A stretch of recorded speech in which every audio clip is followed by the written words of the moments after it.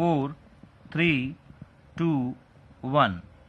Sir, an important amendment has been brought to the section 143 of the Companies Act. The present act before amendment has made it mandatory for the auditors to report all frauds to the central government. Through this amendment, a threshold limit has been laid.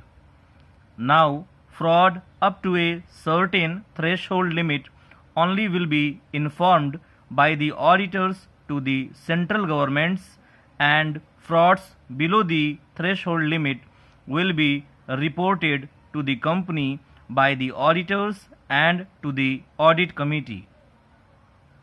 Sir, I welcome the proposed amendment, but with a rider, because reporting of frauds, irrespective of the amount involved, to the central government would not serve any meaningful purpose. However, some aspects need to be looked into. One, reporting of frauds where key management personnel are involved is by very nature a serious thing and therefore should be reported to the central government irrespective of the amount involved. 2. The objective behind the provision could not be achieved unless an effective mechanism is evolved at the central government level to deal with the information on fraud received from the auditors of various companies. What is happening now and even earlier in this? As far as audit reports and CAG comments are concerned, the central government or the concerned ministry has to go through it and file their comments and lay them before both the houses. But I can say this from my experience that the central government is not looking into the various comments of the CAG and the auditors.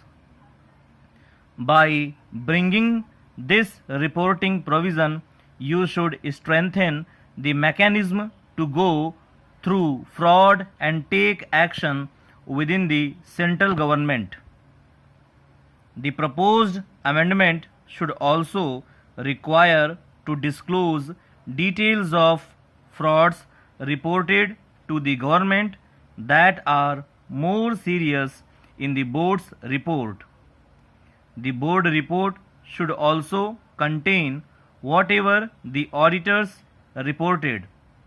Sir, the entire responsibility of detecting fraud has been given to the auditors.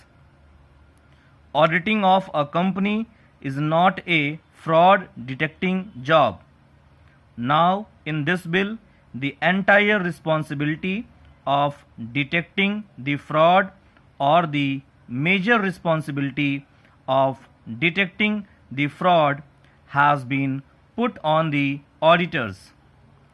The company management should also have this responsibility and they must be liable to improve their internal control system.